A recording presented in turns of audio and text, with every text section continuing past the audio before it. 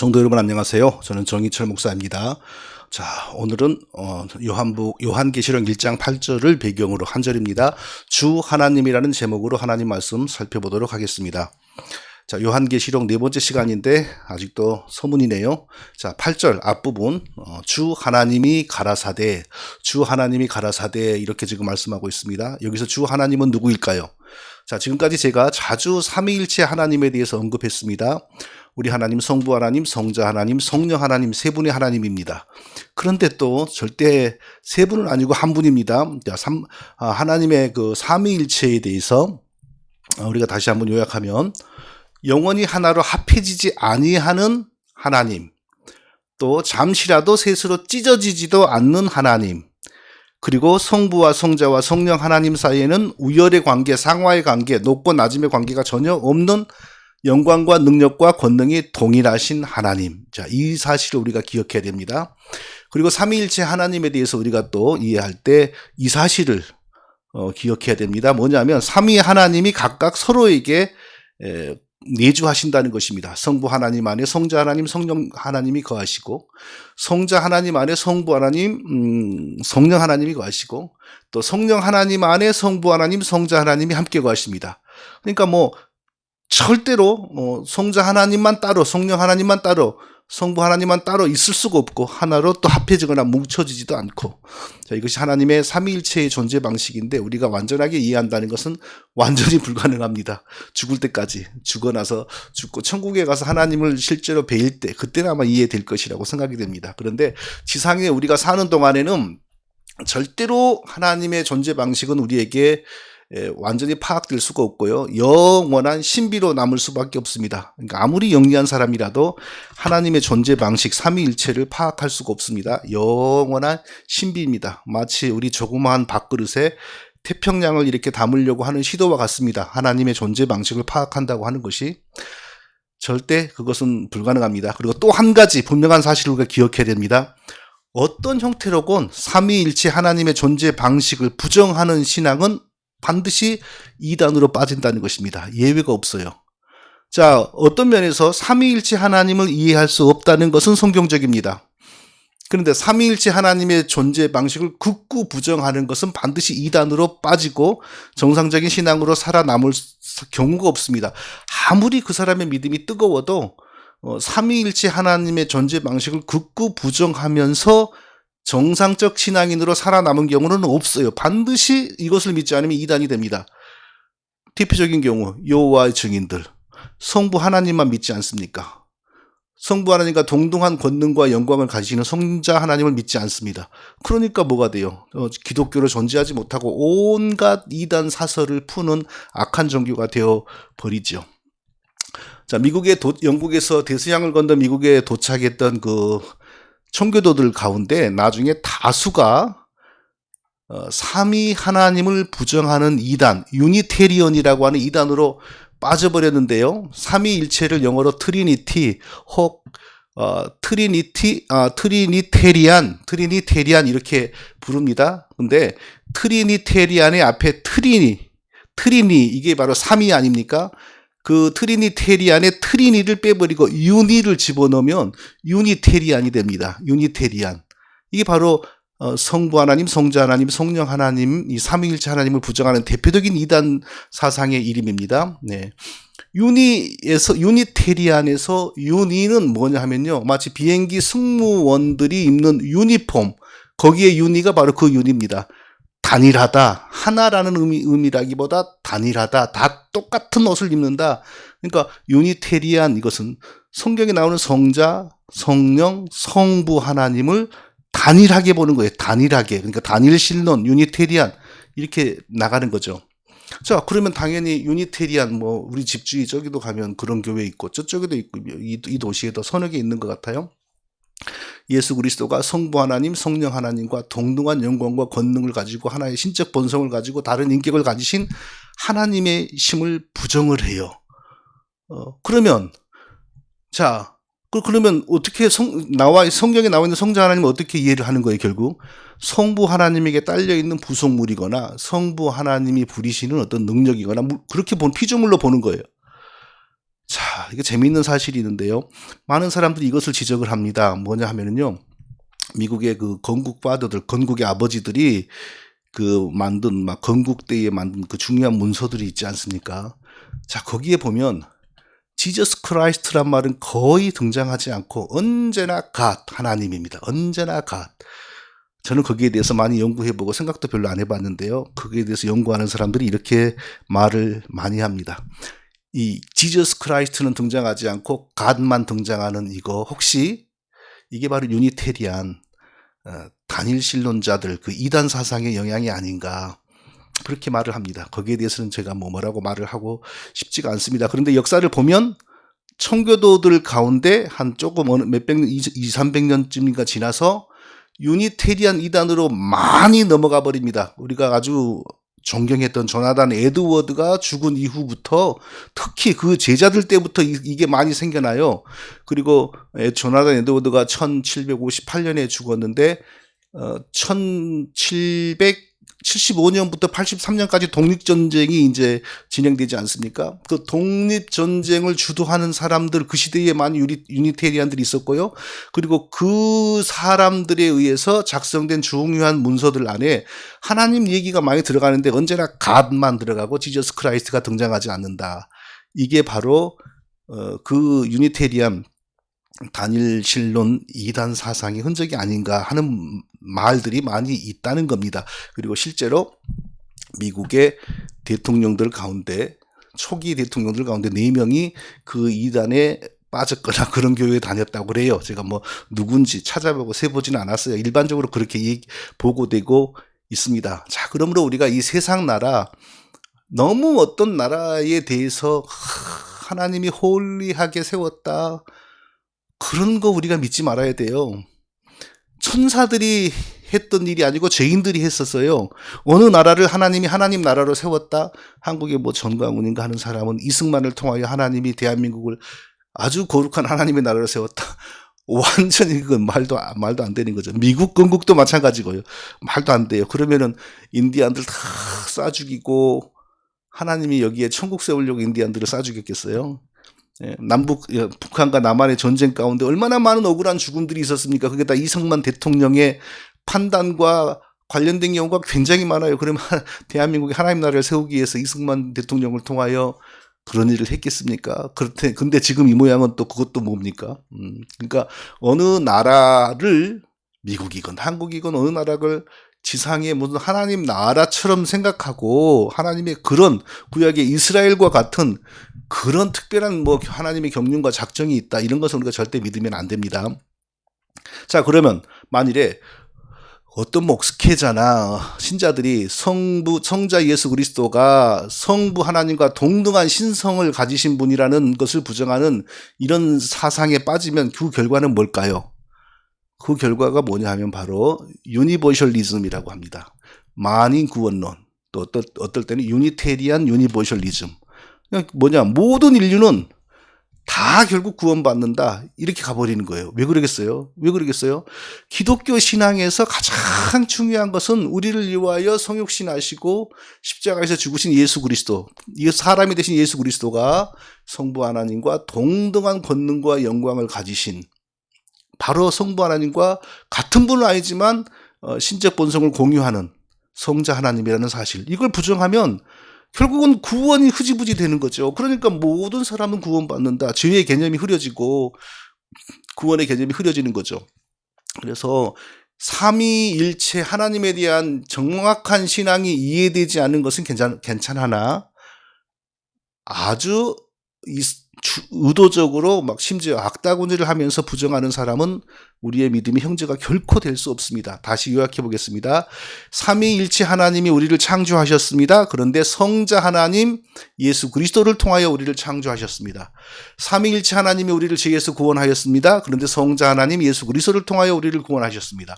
삼위일체 하나님이 우리를 지금도 여전히 다스리고 통치하고 보호하고 계시는데 십자가에서 죽으시고 부활하신 예수 그리스도의 이름으로 우리에게 오신 성령의 역사를 통하여 우리를 통치하고 보호하고 계십니다. 삼위일체 하나님이 재림하시는데 성자 하나님 예수 그리스도를 통하여 재림합니다. 그러니까 삼위일체의 신비와 그 중에서도 예수 그리스도를 통하여 우리에게 하신 중요한 일들, 이것을 이해를 못하면 그냥 따라가면 되는데, 이걸 부정하면 기독교 신앙인으로 남을 수가 없습니다. 특히 십자가에 달리시고 죽으신 예수 그리스도가 누구인지 정확하게 알고 믿는 것은 더 중요합니다. 십자가에 달려 죽으신 예수 그리스도는 성부 하나님의 종도 아니고, 성부 하나님이 부리는 물질이나 물건이나 천사도 아니고, 성부 하나님과 동일한 신적 본성을 공유하시는 하나님, 성부 하나님과 권능과 영광과 능력에 있어서 동일하시고 영원히 성부 하나님과 함께 하시는 하나님이라는 사실이 우리에게 딱 정립이 되어야 건전하고 올바른 신앙을 가지게 된다는 것, 너무 중요합니다. 자, 다시 본문으로 돌아갑니다. 8절 시작 부분. 주 하나님이 가라사대 라고 했습니다. 주 하나님이 가라사대. 여기 저 주 하나님은 과연 누굴까요? 그냥 하나님 그러면 뭐 괜찮아요. 그래도 괜찮아요. 예. 우리가 구원받고 하나님 성령에 지장 없어요. 그런데 더 바르게 이해하면 우리가 예수 그리스도에 대해서 더 경배하고 기꺼이 엎드려서 우리 구주로 경배하고 예배하는데 더 우리가 힘을 가질 수 있게 됩니다. 바르게 이해하면 정말 은혜가 기가 막히게 은혜가 되는 내용이 여기에 많습니다. 자, 주 하나님 하면 당장 떠오르는 구약에 비슷한 표현이 있죠. 뭡니까? 주 여호와. 구약 성경에 주 여호와. 셀 수 없이 많이 등장합니다. 너무 많아서 셀 수가 없는데, 자, 성경에서, 구약 성경에서 가장 먼저 등장하는 주 여호와라는 표현이 있는 두 구절을 제가 찾아왔습니다. 창세기 15장 2절. 아브라함이 이르되 주 여호와여 무엇을 내게 주시려 하나이까? 나는 자식이 없사오니 나의 상속자는 이 다메섹 사람 엘리에셀이니이다. 아브라함이 하나님을 뭐라고 부릅니까? 주 여호와여, 주 여호와여 이렇게 부르고 있습니다. 또 창세기 15장 8절. 그가 이르되 주 여호와여 내가 이 땅을 소유로 받을 것을 무엇으로 알리이까? 주 여호와여. 아브라함이 하나님을 부르는데 주 여호와여 이렇게 부릅니다. 자, 구약 성경에서 하나님의 이름이 매우 다양하게 계시되고 있습니다. 나타나고 있어요. 우리 성경에서는 그냥 하나님 여호와 두 종류지만 그 성경 원어, 하나님이 쓰신 원어로 보면 가장 대표적인 이름이, 하나님의 이름이 여호와, 야훼나 여호와라 같은 것인데, 이게 발음하는 방법에 따라서 야훼라고도 하고 여호와라고 합니다. 또 하나가 엘로힘, 이 대표적인 이름이에요. 근데 엘로힘이란 말은 우리 성경에 하나도 안 등장해요. 근데 원어 성경에 보면 하나님의 이름이 엘로힘 경우가 분명히 있어요. 자, 예를 들면 창세기 1장 1절에 태초에 하나님이 천지를 창조하시니라 라고 했는데, 그때 하나님의 이름은 엘로힘, 태초에 엘로힘이 천지를 창조하였다 이렇게 나와요. 그러니까 하나님이 자기 이름을 엘로힘이라고 기록하실 때에는 자기가 천지의 창조자이고 온 우주에서 가장 능력이 많으신 분이라는 사실을 표현하고 싶을 때는 엘로힘 이렇게 자기 이름을 쓰셨습니다. 자, 그런데 하나님이 자기 백성을 가지시기를 원하고 자기를 찬송하는 자기 백성을 사랑하고 자기 백성을 건지시고 반드시 구원하시고 지키시고 보호하시는 하나님이심을 드러내고 말하고 싶을 때는 구구절절히 말하지 않고 딱 이름을 바꾸세요. 그런 하나님이심을 말하고 싶을 때는 하나님의 이름이 여호와 이렇게 바뀌어요. 그러니까 아브라함을, 우리의 믿음의 조상 아브라함을 자기 백성의 머리로 부르시고 아브라함에게 사명을 주시고 아브라함을 인도하시고 아브라함을 끝까지 지키시고 아브라함의 후손들이 다시 가나안 땅을 차지하게 될 것이고 이런 언약을 주실 때는 하나님의 이름이 엘로힘이 아니고 여호와예요. 그러니까 아브라함에게 나타나신 하나님을 아브라함은 주 여호와여, 주 여호와여 이렇게 불렀던 것입니다. 왜 제가 아브라함이 불렀던 하나님이 주 하나님 여호와였다고 제가 말하냐면요. 지금 요한계시록에서 요한에게 나타나서 계시를 주신 분이 바로 그 구약의 주 여호와라는 사실을 설명하려고 하는 겁니다. 자, 어려운 내용입니다. 우리 성경을 봐서는 나타나질 않아요. 내막을 이해하기 쉽지 않아요. 근데 간단히 설명하면 이렇습니다. 구약에서 주 여호와로 불리우셨던 하나님이 그 하나님에게 주 여호와라고 부를 때 사용되었던 그 주라는 호칭이 신약 성경의 예수 그리스도에게 딱 뭐라 그래요? 적용된다? 달라붙는다? 그렇게 되는 거예요. 그러니까 구약 백성들은 하나님의 이름을 입에 담지도 못했어요. 그리고 하나님의 이름이 나오면 주라는 말로 바꿨어요. 그리고 하나님의 이름을 쓸 때는 붓을 새로 빨아갖고 썼어요. 이게 그 여호와 하나님을 부를 때 사용되었던 호칭이 신약에 와서 자연스럽게 십자가에서 죽으시고 부활하시고 승천하신 예수 그리스도에게 해당되고 적용되기를 시작하는 겁니다. 그걸 사람이 그렇게 인위적으로 한 게 아니고 성경을 쓰신 하나님이 바로 그 방식을 동원하여 십자가에서 죽으시고 부활하신 예수 그리스도가 구약의 아브라함에게 나타나시고 이스라엘 백성들에게 나타나셔서 그들을 자기 백성으로 삼으시고 그들을 인도하셨던 그 여호와 하나님 그분이라는 사실을 그렇게 설명하시는 겁니다. 삼위일체 신비가 아니고서는 설명이 안 되는 부분이죠. 정말 놀라운 부분이에요. 삼위일체 신비 안에서 성자 하나님이 구약에서는 여호와 하나님으로 자기 백성들 앞에 나타나셨다 이겁니다. 그리고 때가 되자 그분이 사람이 되시고 그분이 우리를 위하여 십자가에 달리시고 부활하시고 승천하여 다시 원래 계시던 곳으로 가셨어요. 그런데 하나님은 성경을 기록하면서 바로 구약의 여호와 하나님에게 사용되는 호칭을 십자가에서 죽으시고 부활하신 그 예수 그리스도에게 그대로 사용을 하신다는 거예요. 그러니까 결론을 내리면 아브라함을 부르시고 아브라함에게 이삭을 주시고 아브라함에게 이삭과 그 후손들에게 영토를 약속하시고 애굽에서 돌아올 것을 약속하시고 그 아브라함의 하나님이 바로 우리를 위하여 죽으시고 부활하신 소돔과 고모라의 죄악을 심판하신 그 여호와 하나님이 우리를 위하여 죽으시고 부활하신 예수 그리스도. 불쌍한 과부에게 은혜를 베푸시고 보아스를 통하여 새 인생을 살게 하시고 그들의 후손 가운데 다윗이 나오게 하신 여호와 하나님. 그분이 바로 우리의 구주 예수 그리스도. 다윗을 왕으로 세우시고 다윗을 통하여 하나님 나라를 만들어 가신 그 하나님, 여호와 하나님이 바로 우리를 위하여 십자가에서 죽으시고 부활하신 그 예수 그리스도라는 사실이 이 성경의 오묘한 신비와 섭리를 통하여 우리에게 나타나는 겁니다. 정말 놀라운 일이죠. 그냥 우리가 예수 그리스도 그러면 얼마나 하나님이 어떤 방식으로 우리를 사랑하고 인도하셨는지 실감이 안 나요. 그런데 아브라함의 하나님 여호와가 신약의 예수 그리스도로 오시어서 우리를 위하여 죽으시고 우리의 죄를 용서해 주시고 친히 자기 목숨으로 우리의 죄를 사하여 주셨다.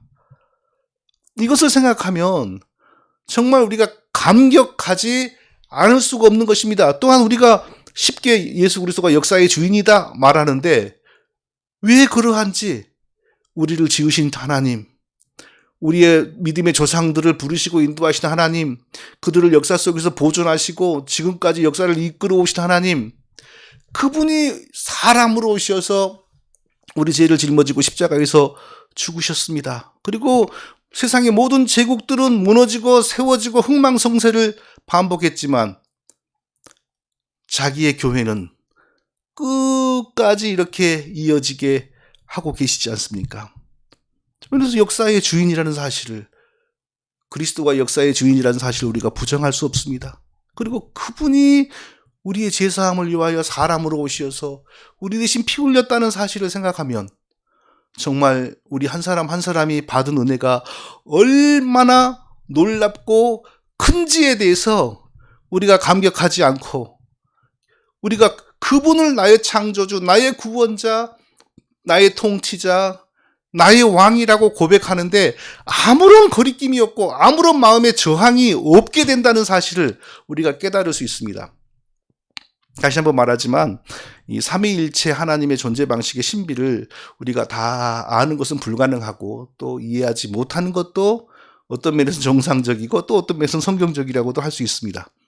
그러나 이 삼위일체 하나님, 성부 하나님, 성자 하나님, 성령 하나님이 한 분이시고 동시에 세 분의 위격이고 하나로 합해지지도 않고 셋으로 찢어지지도 않고 이 세 분의 하나님 사이에 아무런 우열이나 서열이 없다는 것에 대해서 부정하는 사람들은 결코 우리와 같은 믿음의 형제가 되지 못한다는 사실을 우리가 꼭 기억해야 돼요. 악한 마귀로부터 나오지 않고서는 그것을 꼭 부정하는 신앙이 있을 수가 없습니다. 우리는 그런 사람을 주의해야만 하는 것입니다. 반드시 우리가 그런 사람을 주의해야 합니다. 자, 계속해서 또 주 하나님이라고 소개하신 그리스도께서 자기를 또 어떤 방식으로 소개했는지 계속 살펴보도록 하겠습니다. 나는 알파와 오메가라. 이제도 있고 전에도 있었고 장차 올 자요 전능한 자라. 나는 알파와 오메가라. 이제도 있고 전에도 있었고 장차 올 자요 전능한 자라. 이렇게 소개하셨습니다. 자, 알파라는 말은 헬라어 알파벳의 첫 글자죠. 오메가라는 말은 헬라어 알파벳의 마지막 글자입니다. 자, 그때는 헬라어, 그리스어가 국제 공용어였으니까 나는 알파와 오메가다 그랬을 것이고, 지금 영어가 국제 공용어니까 나는 A이고 Z이다. 한국말이 국제 공용어라면 나는 기억이고 마지막이 뭐죠? 티읕인가요? 피읕인가요?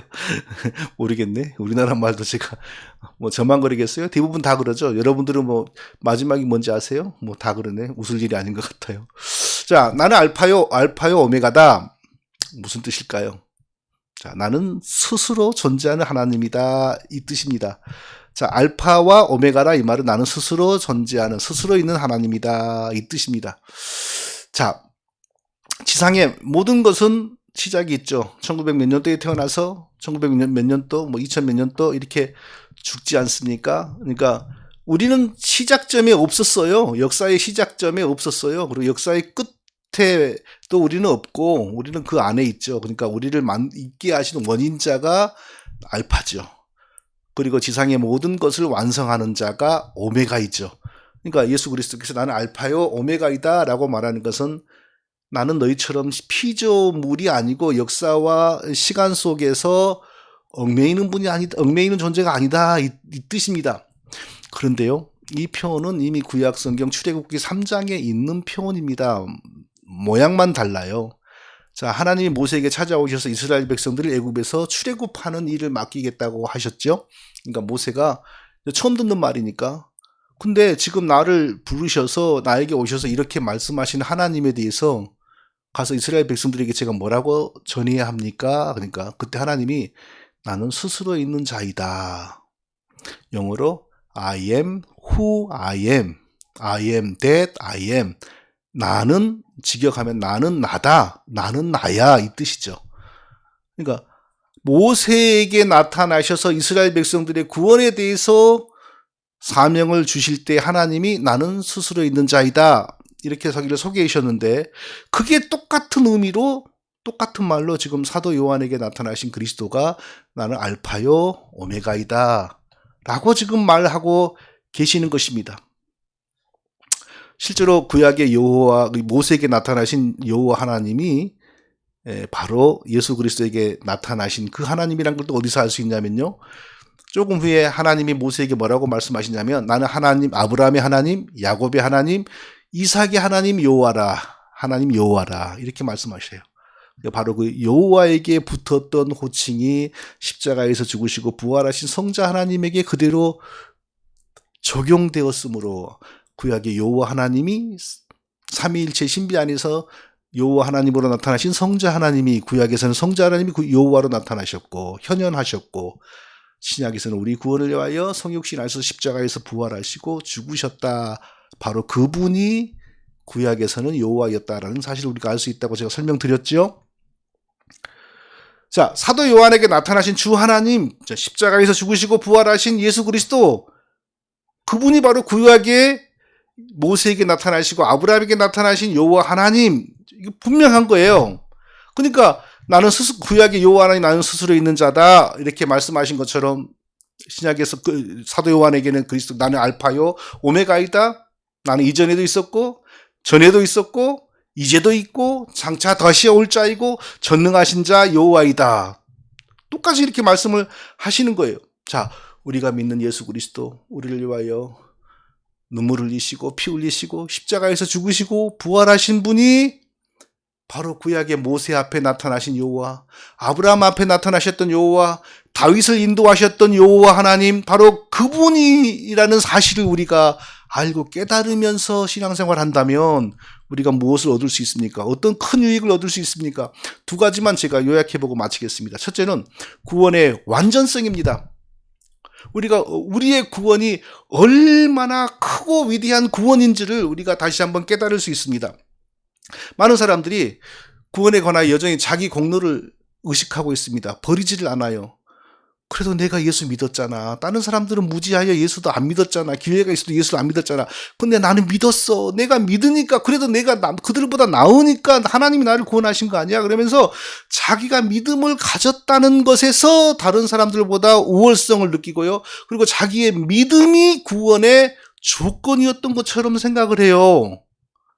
그러나 이것을 우리가 분명히 알아야 됩니다.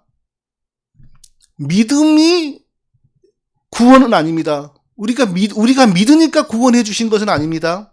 그거 절대 아니에요. 우리 믿음은 구원 그 자체가 아니고, 정확히 말하면 하나님이 우리에게 구원을 주시기 위한 수단과 통로가 바로 믿음입니다. 근데 그 믿음은 우리 스스로 찾아서 가질 수 있는 것이 절대로 아닙니다. 믿음은 아버지에게서 배울 수 있는 것 아닙니다. 아버지가 믿는 모습을 보고 성령님이 역사하셔서 자녀에게도 믿음을 일으킬 수는 있지만 아버지에게서 믿음을 배운다. 이것은 정확히 맞는 말 아닙니다.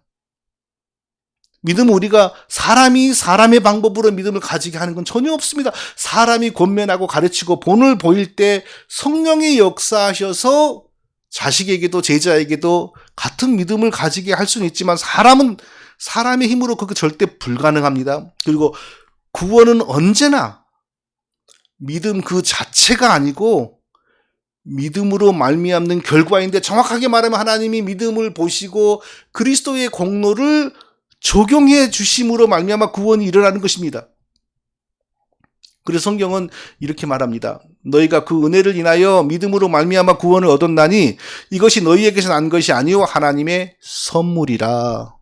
믿음으로 말미암아 구원을 얻었어요. 믿음 자체가 구원 아닙니다. 믿음으로 말미암아 구원을 얻었어요. 믿는 자의 믿음을 보시고 하나님이 예수 그리스도의 공로를 적용하여 주심으로 구원을 받는 거예요. 그것이 바로 믿음으로 말미암아 구원을 얻는 겁니다. 근데 이 믿음은 우리가 찾아서 가진 것 아니요, 배워서 가진 것 아니요, 사람에게 전수받은 것이 아니요, 뭐라고요? 하나님의 선물입니다. 우리는 교회 다니는 사람들에게 두 종류의 믿음이 있다는 사실을 우리가 발견해야 됩니다. 하나는 사람에게서 배운 믿음, 교회에서 교육받은 믿음, 선배들에게서 교육받은 믿음, 자기가 찾아서 가진 믿음입니다. 그런 사람들이 우월감이 있죠. 나는 이런 믿음을 배웠어. 이건 내가 깨달은 거야. 가르쳐 주니까 내가 알아들은 거야. 내 믿음이 구원이야. 이렇게 보는 거죠. 잘못된 거죠. 또 하나의 믿음은요, 나는 영원히 죽을 수밖에 없는 죄인인데 하나님이 창세전에 나를 자기 백성으로 택하시어 하나님이 때가 되니까 나를 세상에 보내시고, 그리고 성령으로 먼저 역사하셔서 예수 그리스도를 믿게 하심으로, 그러니까 하나님의 은혜로 선물로서 믿음을 가지게 된 거죠. 믿게 되니까 그리스도의 십자가 공로가 나에게 적용되어 내가 구원을 받았다. 자, 이런 믿음을 가진 사람이 있어요. 자, 이 믿음을 가진 사람이 바로 구원받는 사람이에요. 하나님의 은혜를 입어 택하심을 받고 하나님의 은혜를 입어 예수 그리스도를 믿게 되고 그 믿음을 보시고 그리스도의 공로를 적용하여 구원해 주신 이 믿음에 대한 바른 신앙을 가진 사람은요, 구원을 바르게 설명해요. 배워서 하는 게 아니라 자기가 구원을 받았으므로 받은 구원을 간증하는 거예요. 왜 사람들이 구원을 말할 때 자기가 조금이라도 자꾸 자기의 공로를 주장하려고 합니까? 내가 믿었잖아. 다른 사람은 안 믿어도 내가 믿었잖아. 내가 믿을 때는 내가 영리하니까 믿은 것이고, 내가 더 인생에 대해서 진지한 자세를 가졌으니까 믿은 것이지. 이렇게 말하는 사람들은 구원을 못 받은 사람이에요. 왜? 구원은 그런 식으로 오는 게 아니거든요. 구원은 하나님이 믿게 하세요. 무엇을? 나를 창조하신 하나님이, 나를 창조하신 예수 그리스도가 죽은 나를 위하여 아브라함에게 나타나시고 다윗에게 나타나시고 때가 되니까 사람으로 오시어서 십자가에 먼저 달리셔서, 내가 요청도 안 했는데 달리셔서 나를 위하여 피 흘리시고, 즉 나의 죄의 용서의 근거를 먼저 말을 하신 거죠. 그리고 때가 되니까 내게 은혜를 주셔서 예수 그리스도를 믿게 하시고, 그리고 그 믿음을 보시고 예수 그리스도의 십자가의 피 흘리심을 내게 적용하여 주시고, 그리하여 의롭다 하심을 받고 내가 살아났다.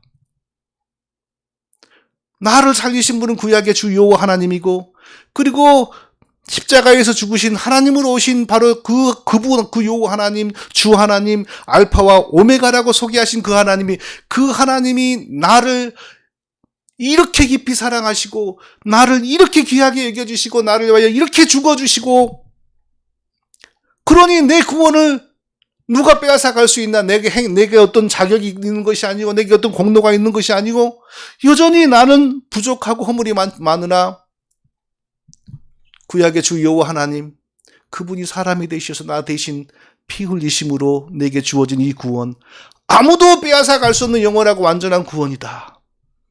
이렇게 믿게 되는 것입니다. 이미 이 구원에 대한 믿음은 받은 자만이 말할 수 있는 겁니다.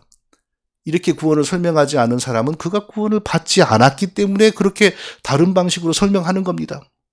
자, 스스로 계신 자, 알파요, 나는 알파다, 오메가다라고 말씀하신 그분이 우리 구주 예수 그리스도라는 사실, 우리의 구원이 얼마나 완전하고 영원한지에 대해서 우리가 느낄 수가 있는 것입니다. 또 한 가지, 역사와 만물에 대한 주권이 예수 그리스도에게 있음을 우리가 믿고 인정할 수 있습니다. 나를 위해 십자가에서 피 흘리시고 죽으신 예수 그리스도가 구약의 여호와 하나님이십니다.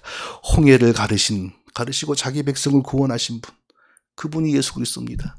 광야에서 만나를 내려 자기 백성을 40년 동안 먹이신 분이 바로 십자가에서 죽으시고 부활하신 예수 그리스도입니다. 반석을 쳐서 생수를 내신 그 하나님이 바로 나를 위하여 죽으시고 부활하시고 피 흘리신 예수 그리스도이십니다. 누가 반석을 쳐서 물을 내신 하나님에게 도전합니까? 누가 홍해를 가르신 하나님께 도전합니까? 아무도 못합니다. 이 역사가 그분의 뜻에서 벗어날 수 있는 가능성은 하나도 없습니다. 욥이 얼마나 고통을 당했습니까? 그런데 성경을 보면요, 욥에게 고통을 주는 마귀는 먼저 하나님에게 허락을 받았어요. 하나님의 범위를 지정하셨습니다. 생명은 건드리지 마라, 이렇게 범위를 지정하셨어요. 요한계시록을 보면 이 종말의 때에, 지금이 그때인지 조금 이전인지 앞으로인지 알 수 없으나 어마어마한 재앙들이, 전쟁과 기근과 전염병이 막 쏟아집니다. 사람들이 막 죽어나가요. 그런데 사람들이 막 죽어나가게 하시는 분이 누군지 압니까? 하나님입니다. 하나님이 사단에게 명령합니다. 이마에 하나님의 인을 받지 않은 자들을 죽여라. 사단이 그대로 행합니다. 이마에 하나님의 인이, 눈에 보이는 인은 아니겠죠. 성령 받은 사람, 믿음 있는 사람, 하나님의 자녀인 사람, 뭐 그런 뜻으로 해석을 해야 되겠지요. 무슨 일이 벌어져도, 무슨 좋은 일이 벌어져도, 무슨 나쁜 일이 벌어져도 이 세상의 역사는 구약의 여호와 하나님, 십자가에서 죽으신 우리의 주 하나님 예수 그리스도의 뜻과 주권에서 조금도 벗어나지 않는다는 사실을 우리가 믿어야 됩니다. 믿어야 돼요. 영적 전쟁에 대해서 이상한 말하는 사람들에게 우리가 현혹되면 안 돼요. 하나님은 누구하고도 영적 전쟁하지 않습니다. 예수 그리스도에게 영적 전쟁이란 게 없어요. 대체 예수님이 누구하고 영적인 전쟁을 합니까? 그런 얘기는 전부 잘못된 겁니다. 만물이 예수 그리스도로 말미암고 만물이 예수 그리스도에게 돌아가는데 예수님이 누구를 상대로 영적인 전쟁을 합니까? 단지 하나님의 백성들이 하나님을 섬기지 않고 반역함으로 마귀가 역사할 빌미가 생겼을 뿐입니다. 잠시간 마귀에게 승리의 영광이 잠시 주어졌는데, 우리를 창조하신 하나님이 우리 대신 피로 죄값을 지불하심으로 마귀가 역사하고 마귀가 권세를 부릴 빌미도 없애버리셨어요. 성경은 그것을 그리스도가 마귀의 일을 멸하셨다, 이렇게 말합니다. 마귀의 일을 멸하신 겁니다. 그러니까 하나님에게는 영적 전쟁이란 게 없어요. 영적 전쟁은 하나님 백성들에게 있는데, 하나님 백성들에게 주어진 영적 전쟁의 본질은 하나님의 뜻에 순종하느냐 순종하지 않느냐, 하나님의 말씀의 방식을 따르느냐 사람의 방식을 따르느냐, 이게 우리 하나님 백성에게 주어져 있는 영적 전쟁의 본질입니다. 우리가 하나님께 순종하고 하나님의 말씀을 따르면 이미 예수 그리스도가 다 만들어 놓으신 승리에 동참하게 되는 겁니다. 그게 우리 영적인 전쟁이죠. 우리가 뭐 하나님을 대신해 가지고 뭐 결박하는 권세를 받아 가지고 뭐 나가라 찌어다, 이런 게 우리의 영적인 전쟁이 아닙니다. 그런 중보기도 사상은 이단 사상입니다. 주 하나님, 나는 알파와 오메가라. 예수님은 이렇게 요한에게 자신을 소개하셨습니다. 누가 구약의 여호와 하나님, 우리의 주 하나님, 구약의 여호와 하나님, 그분에게 누가 도전을 합니까? 그분이 뜻하지 않은 일이 어떻게 벌어집니까? 우리는 세상에 벌어지는 모든 일들, 우리 인생에서 벌어지는 모든 일들이 주 여호와 하나님, 주 하나님, 알파와 오메가 되신 우리 주 예수 그리스도의 뜻 안에 다 있는 것을 믿어야 돼요. 미국의 대통령이 예수 그리스도의 뜻과 무관하게 탄생하지 않아요. 다만 우리의 기대와 다르고 우리의 바램과 달라서 우리가 슬퍼하는 거죠. 이 세상에 은혜 받지 않은 백성들에게 영원한 심판을 주고 저주를 주기 위해서 그 요한계시록이 말하는 각종의 종말의 현상들이 일어나야 되는데, 그러려면 악하고 가증한 자가 대통령에 앉아야지요.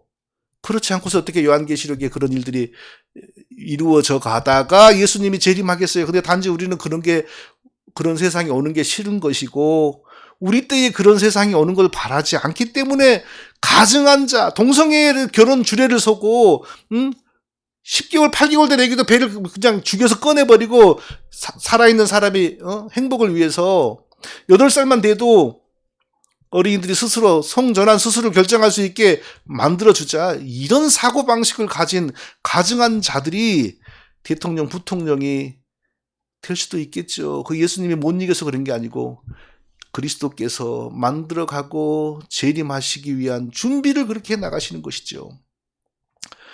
이 세상 만물이 구약의 주 여호와 하나님, 그리고 그분이 신약의 주 하나님, 십자가에서 죽으시고 부활하신 우리 주 예수 그리스도, 나는 알파와 오메가니라 라고 소개하신 그 예수 그리스도이심을 우리가 믿어야 돼요. 무슨 일이 벌어져도 예수 그리스도가 우리의 구원자이고 우리의 주관자이고 우리의 통치자이고 우리의 보호자이고, 그리고 세상에 어느 것 돌멩이 하나, 참새 한 마리도 하나님이 허락하지 않은 일은 벌어지지 않는다. 이 믿음을 우리가 단단하게 가지고 이 어려운 삶을 우리가 살아가고, 이 어려운 시대를 천국을 소망하며 그리스도의 재림을 소망하면서 살아가는 우리 모두가 다 되시기를 예수님의 이름으로 축원드립니다.